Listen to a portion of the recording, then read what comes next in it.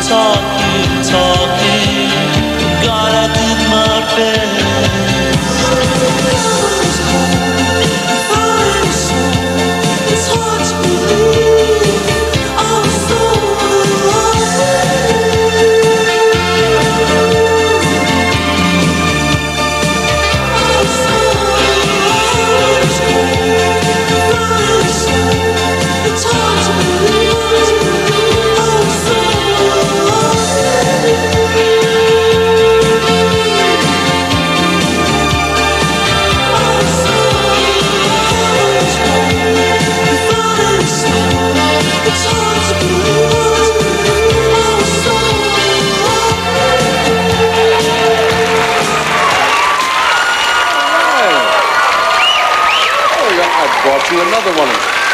Exact mates. Andy, Paul, welcome. Nice to have you both back again. Would you introduce me, please, to your associates over here? Yes, this is Martin Cooper.